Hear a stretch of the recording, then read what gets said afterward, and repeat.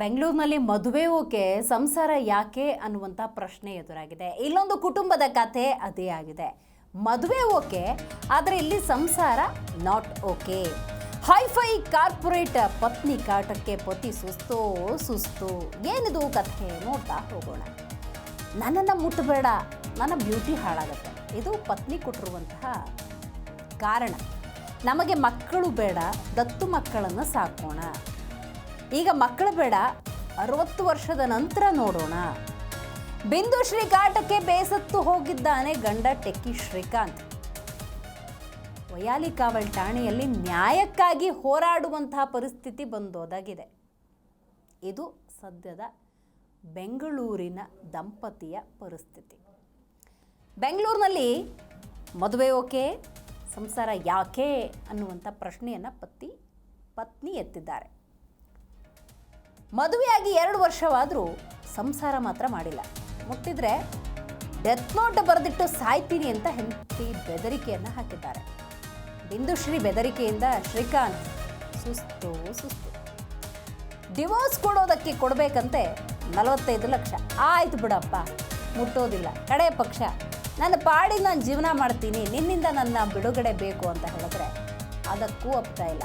Compensation 45 ಲಕ್ಷಕ್ಕೆ demand. ತಾಳಿ ಬೇಡ, ಕಾಲುಂಗ್ರ ಹಾಕಲ್ಲ, ರೂಲ್ಸ್ ಇಲ್ಲ ಅಂತ ಹೇಳ್ತಾರೆ ಈ ಬಿಂದುಶ್ರೀ.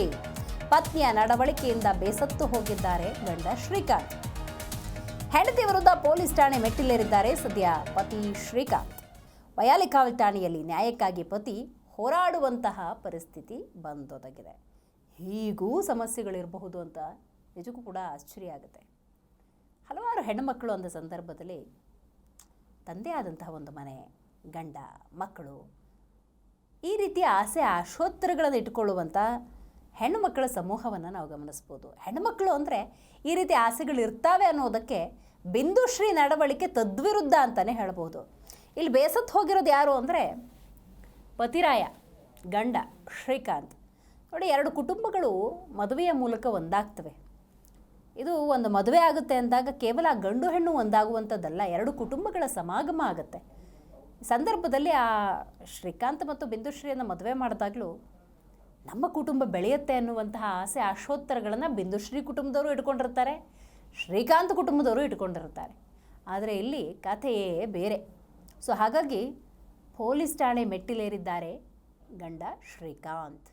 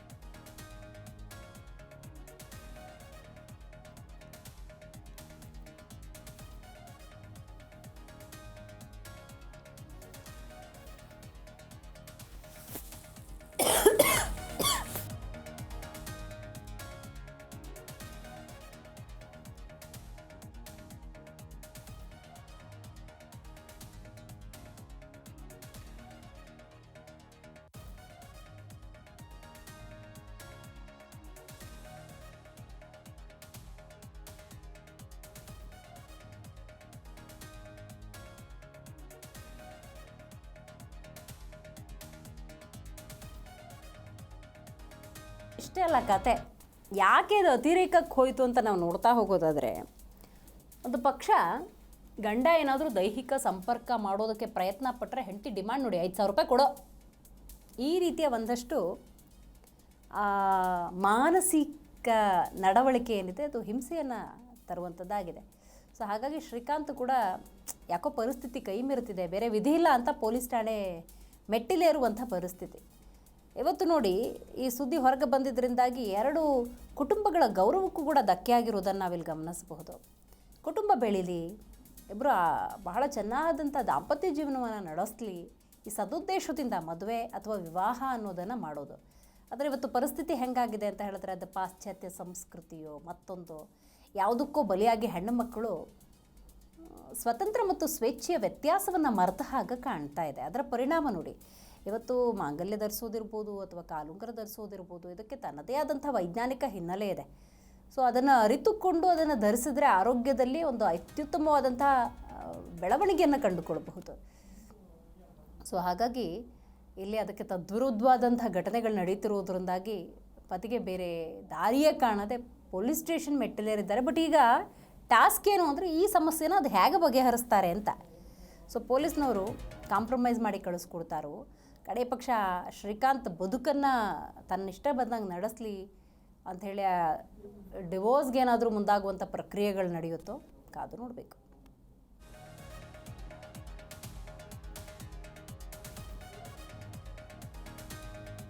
ನನಗೆ ಕೂಡ ಯಾರ ಜೊತೆ ಸಂಸಾರ ಮಾಡೋಕೆ ಇಂಟ್ರೆಸ್ಟ್ ಇಲ್ಲ. ನೀನು ಅಂತ ಸಂಸಾರ ಮಾಡೋ ಆಮೇಲೆ ಸಂಸಾರ ಮಾಡಿ ಫಸ್ಟ್. ನಾನು ಮಾಡಲ್ಲ, ಸರಿ ಹಂಗೆ ನಿಂತ್ಕೊಳ್ಳಿ ಆಯ್ತು. ಹಂಗೆ ನಿಂತ್ಕೊ, ಅದು ಹೋಗೋದೇ ಬೇಡ ಸಂಸಾರ ಮುಂದಕ್ಕೆ. ಹಂಗೆ ಇಲ್ಲ ನೀ ಇರ್ತೈತಲ್ಲ ಬಿಡಿ, ನಾನೇನು ಅಳ್ತಿಲ್ಲ ಬೇಕು ಅಂತ. ಅಳ್ತಿಲ್ಲ ಕಮ್ಮಿ ಆಗುತ್ತೆ ಅಷ್ಟೇ. ನೀನೇನ್ ಬೇಕಾಯ್ತು. ಆಮೇಲೆ ದತ್ತು ಮಕ್ಳು ಸಿಗ್ತವೆ, ದತ್ತು ತಗೊಂಡ್ರೆ ಆಯ್ತು. ದತ್ತು ಮಕ್ಕಳು ಇಟ್ಲಾಡು. ಎಷ್ಟು ಮಕ್ಳು ಇದಾವೆ, ನಮ್ಮ ಮಕ್ಳಿಗಿಂತ ದತ್ತು ಮಕ್ಳು ತಗೊಂಡ್ರೆ ಪುಣ್ಯ ಜಾಸ್ತಿ ಅಂತೆ, ಬೇರೆ ಮಕ್ಳು ನೋಡ್ಕೊಂಡು. ಹೌದೇ, ಅದೇ ನಿಮ್ಮ ಅಪ್ಪ ನಿಮ್ಮ ತಪ್ಪು ಮಾಡಿದೆ. ಅವ್ರು ಸಂಸಾರ ಮಾಡಿ ನೋಡ್ಸ್ಯಾರ, ಅದು ಬಿಟ್ಟು ಬೇರೆ ಮಕ್ಕಳು ತಂಡಿದ್ರೆ ಯಾರೋ ಮಗರ್ತಿದ್ರು. ಬೇಡ ನನಗೆ ಬೇರೆ ಬೇಡ, ನೀವೇ ಅದೇ ಅವ್ರು ಅದೇ ತಪ್ಪು ಮಾಡಿದವ್ರು. ಕಾಲಕ್ಕೆ ಮಕ್ಳು ಸಿಗ್ತವೆ, ಅದೇ ತಪ್ಪು ಮಾಡಿದವ್ರು, ದೊಡ್ಡ ತಪ್ಪು ಮಾಡಿದ. ಎಷ್ಟೊಂದು ಜನ ಸಾಕಾಗದೆ ಬಿಟ್ಟೋಗಿರ್ತವೆ. ಅದೇ ತಪ್ಪು ಮಾಡಿದವ್ರು. ತಗೊಂಡ್ ಸಾಕೋಣ ಅಷ್ಟೇ, ತಲೆನೇ ಕೆಚ್ಕೊಳಂಗಿಲ್ಲ. ಯಾವ ಮಕ್ಳಾದ್ರೆ ಏನಂತೆ, ಅದೇ ತಪ್ಪು ಮಾಡಿದವ್ರು ತಪ್ಪು. ಈಗೇನು ಕನ್ಫರ್ಮ್ ಆಯ್ತಲ್ಲ, ಮಕ್ಳು ಸಿಗ್ತವೆ, ಮಕ್ಳು ತಗೊಂಡ್ಬಂದ್ರೆ ಆಯ್ತು. ಇಲ್ಲ ನೀನು ಶೆಣ್ಣ ಅನ್ಕಂದಾರ ಗೊತ್ತಿಲ್ಲ. ಆಕಿ ಏನಾರು ಅನ್ಕೊಳ್ಳಿ, ಏನಾರು ಮಾಡ್ಕೊಳ್ಳಿ, ಐ ಡೋಂಟ್ ಕೇರ್. ನಾನಂತೂ ಬರೋಣ ನಿಮ್ಮ ಹತ್ರ ಅಷ್ಟೇ. ಜಾಸ್ತಿ ಎದುರಿಸಿ ಬೆದರಿಸಿ ಬಲವಂತ ಮಾಡಿದ್ರೆ ಡೆತ್ ನೋಟ್ ಇಟ್ಟು ನಾನು ಸಾಯ್ತು ನೋಡ್ತು. ನಾನು ನಿಮ್ಮ ಬಲವಂತವಾಗಿ ಏನಾದ್ರು ಬಂದ್ರೆ ಡೆಡ್ ಬಾಡಿ ಅಲ್ಲ, ನಿನ್ನ ಅವಶ್ಯಕತೆ ನನಗಿಲ್ಲ. ನಾನು ರೇಪ್ ಮಾಡ್ತೀನಿ ಅಂತ ಏನಾದ್ರು ಹತ್ರ ಬಂದ್ರೆ ಮುಟ್ಟಕ್ಕೆ ಅಲ್ಲ ಸರ್ ಅಲ್ಲ. ನಂಗೆ ಯಾವಾಗ ಇಷ್ಟ ಬರುತ್ತೆ ಅವಾಗ ಮಕ್ಳು ಮಾಡ್ಕೊಳ್ಳೋಣ, ತನಕ ಏನು ಬೇಡ. ಅಷ್ಟೇ, ಹಂಗೆ ಮಾಡಿ. ನಿಂಗೆ ಇಷ್ಟ ಬಂದಾಗ ನಾನು ಮಾಡ್ತೀನಿ. ಒಂದ್ 60 ವರ್ಷಕ್ಕೆ ಮಾಡ್ಕೊಳ್ಳೋಣ. ಅಲ್ಲಿ ತನಕ ನಿಮ್ಗೆ ಬುದ್ಧಿ ಬಂದಿರಲ್ಲ, ಅವಾಗ ನೋಡೋಣ. ಬುದ್ಧಿ ಬಂದಿದ್ರೆ ಮಾಡ್ಕೊಳ್ಳೋಣ. ಅದೇ ಮತ್ತೆ ನೀವು ಹಂಗೆ ಸಾಯ್ರಿ, ನಾನು ಹಂಗೆ ಸಾಯ್ತೀನಿ. ಮುಂದೆ ಹೋಗಿ ಹಿಂಗೆ ಹೇಳೋದು, ನಾನು 40 ವರ್ಷ ಮಾಡ್ತೀನಿ, ನನಗೆ ಬುದ್ಧಿ ಬರ್ತಂತ ಅವ್ರು ಹೇಳ್ತಾರೆ.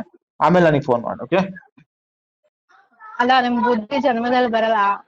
ನೀವು ಪೇರೆಂಟ್ಸ್ ಆಗ, ನೀವು ಆಗೋದ್ ಬೇಡ, ನಾನು ಆಗೋದ್ ಬೇಡ, ಬಿಟ್ಬಿಡಿ. ಅದೇ ನಿನ್ ಪೇರೆಂಟ್ಸ್ ತರ ಇನ್ನೊಬ್ರು ಯಾರು ಆಗೋದು ಅಂತ ಅವ್ರು ಹೇಳ್ತಿದಾರ, ಆಗ್ಲೋ ಸರಿನಾ? ಮಾಡಿ ಬಿಡಿ. ಅದೇ ಈ ಜನ್ಮದಲ್ಲಿ ನಾವ್ ಇಬ್ರು ಪೇರೆಂಟ್ಸ್ ಆಗಲ್ಲ ಅಷ್ಟೇ. ನೋಡ್ತೀನಲ್ಲ, ನಾನ್ ನೋಡ್ತೀನಲ್ಲ. ಪಪ್ಪಾಯ ಪೈನಾಪಲ್ ರೆಡಿ ಮಾಡಿ ಇಟ್ಟಿರ್ತೀನಿ ಯಾವಾಗ್ಲೂ. ತಿನ್ಬಿಟ್ರೆ ಆಯ್ತು. ನೋಡ್ತೀನಿ. ನಿಮ್ಮನ್ನ ಹತ್ರನೇ ಸೇರ್ಸಲ್ಲ, ನೀನ್ ಎಲ್ಲಿ ಬೇಬಿ ಬರುತ್ತೆ. ಫೋನ್ ಮಾಡಿದ್ರೆ ನಿನಗೆ ನೋಡಿ ಎಫೆಕ್ಟ್ ಆಗೋದು. ಅವ್ರಿಗೆ ನಿದ್ದೆ ಎಫೆಕ್ಟ್ ಆಗುತ್ತೆ, ನಿನ್ನೆ ಎಫೆಕ್ಟ್ ಆಗುತ್ತೆ. ನೀನ್ ಯಾವ ಹೇಳಿದ್ದೆ ನಿನಗೆ? ಯಾವತ್ತಿದ್ರು ಬೇಡ ಅಂತ ಡಿಸೈಡ್ ಮಾಡೋದು ಬೇಡ ಅಂತಾನೆ. ನೀನ್ ಎದಕ್ ಮಾಡಕ್ ಹೋಗಿದ್ದೆ? ಎದಕ್ ಮಾಡಕ್ ಹೋಗಿದ್ದೆ ನೀನ್? ಫಸ್ಟ್ ಏನು ಎದಕ್ ನೀನ್ ಮದುವೆ ಮಾಡ್ಕೊಂಡ್ ಹೋಗಿದ್ದೆ? ನೀನ್ ಬೇಡ ಅಂತ ಇಷ್ಟ ಇಲ್ಲ. ನಾನು ನಿನ್ ಪಕ್ಕದಲ್ಲಿ ಯಾವಾಗ್ಲೂ ಮಲ್ಕೊಂತೀನಿ, ಅದಕ್ಕೆ ಮದ್ವೆ ಆಗ್ತೀನಿ. ನಿನ್ಗೂ ನನ್ಗೂ ಸಂಬಂಧ ಇಲ್ಲಾಂದ್ರೆ ಇಲ್ಲ ಅಷ್ಟೇ. ಏನ್ ಪೇಪರ್ ಸೈನ್ ತಾನೆ ನಾನು ಮಾಡ್ಕೊಟ್ಬಿಟ್ಟು ಹೋಗ್ತಾ ಇರ್ತೀನಿ. ಕೂತ್ಕೋ. ನಿನ್ಗೂ ನನ್ಗೂ ಸಂಬಂಧ ಇಲ್ಲ ಅಂದ್ರೆ ನನ್ಗೂ ಯಾವ ಸಂಬಂಧ? ಕೂತ್ಕೊಂಡೆ ನನ್ನನ್ನು ಬಿಟ್ಬೇಡ. ನಿನ್ಗೂ ನನ್ಗೂ ಯಾವ ಸಂಬಂಧ? ಮುಟ್ಟಬೇಡ ನನಗೆ. ಪೇಪರ್ಸ್ ನಾನು ಸೈನ್ ಮಾಡ್ಕೊಡ್ತೀನಿ. ಪೇಪರ್ಸ್ ನಾನು ಸೈನ್ ಮಾಡ್ತೀನಿ. ನಾನು ಪೇಪರ್ ಸೈನ್ ಮಾಡ್ತೀನಿ. ನನಗೆ ಸೈನ್ ಮಾಡೋ ಪೇಪರ್ಸ್ ಅವಶ್ಯಕತೆ ಇಲ್ಲ. First of all paper sign ಮಾಡ್ತೀನಿ. ಮೊದಲು ನೀನು ಯಾವ ಮದುವೆ ಮಾಡ್ತೀನಿ? ಆಡಂಬರ ಕೆಡ್ಸನ್ ಮಾಡ್ತೀನಿ, ಆಟ ಅನ್ಕೊಂಡ್ಯಾ?